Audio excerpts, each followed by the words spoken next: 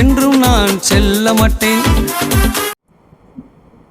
கிறிஸ்துவுக்குள் மிகவும் பிரியமானவர்களே, Beloved children in Christ, உங்கள் யாவரையும் ஆண்டவரும் இரட்சகருமாகிய இயேசுவின் நாமத்தினால் அன்பின் வாழ்த்துக்கள்.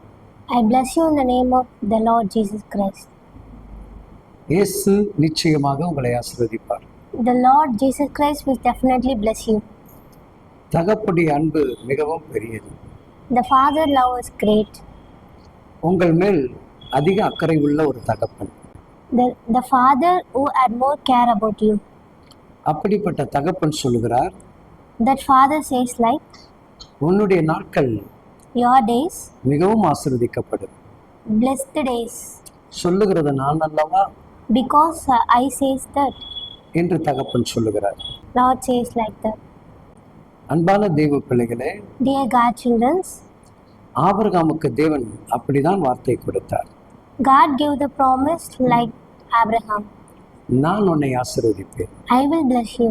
நான் உன்னை பெருக பண்ணுவேன், I will exalt you. உன்னை ஆசீர்வாதமாகவே வைத்திருப்பேன். I will bless you always.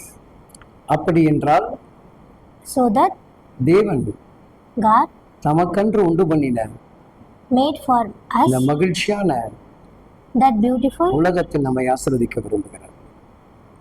blessed in that earth. நீதிமொழிகள் 16ஆம் அதிகாரம் 4வது வசனங்கள் இவ்விதமாக சொல்லுகிறது. Proverbs chapter 16 verse 4 says like that. கர்த்தர் சகலத்தையும் தமக்கென்று படைத்தவர், தீங்கு நாட்கள் துன்மார்க்கர்களுக்காக உண்டாக்கி இருக்கிறார். The Lord has made everything for its purpose, even the wicked for the day of trouble. அப்போ தேவனை தேடுகிற பிள்ளைகளுக்கு சகலமும் நன்மைக்கு உண்டாகும். All things are happen goodly who are saved the God. என் அன்பு தேவ ஜனமே, My dear God children, கர்த்தர் இந்த நாட்கள் உங்களுக்கு சொல்லக்கூடிய ஒரு மாபெரும் செய்தி என்னவென்றால், the great message for you the Lord says, what is that? நான் படைத்தது அனைத்தும் உங்களுக்காக. What are I made all things for you? உங்களுக்கு விரோதமாக யார் எழும்பினாலும் Who are a stand against you, அவர்களை ஒருவரை நான் விட மாட்டேன். I will not leave one of them. அவர்களுக்கு முன்பாக நான் உங்களை மேன்மைப்படுத்துவேன். I will exalt you in front of they. என் வாலிப தங்கையே, My dear girl, ஏன் மனம் சோர்வடைந்து உட்கார்ந்திருக்கிறாய்? why are you so sad? எக்ஸாமை குறித்து மிகுந்த கலக்கத்தோடு இருக்கிறாயா? Are you fear about your exam? நான் என் தாய் தகப்பனுக்கு நல்ல மதிப்பெண் எடுத்து கொடுக்கணும் என்று எண்ணி காத்து கொண்டிருக்கிறாய். You think that I have scored more marks for my Yes. parents? இயேசு சாமி சொல்லுகிறார், Jesus says that உனக்குண்டான ஞானத்தை நான் தருவேன். I will give you knowledge for you. உன் தாய் தகப்பனுடைய இருதயம் மகிழ்ந்து கலிகூரும்.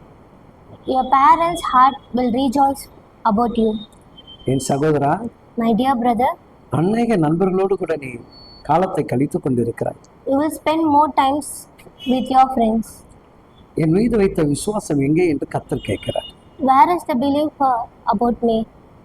என் சமூகத்தில் அமர்ந்த நாட்கள் குறைந்து போய்விட்டது என்று கர்த்தர் சொல்லுகிறார்.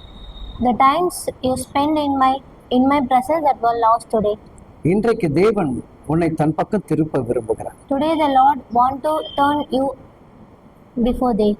அவரிடத்திலே திரும்பி விடு. Please turn before God. உன்னுடைய வாழ்க்கை மிகவும் ஆசீர்வதிக்கப்படும். Your life is so blessed.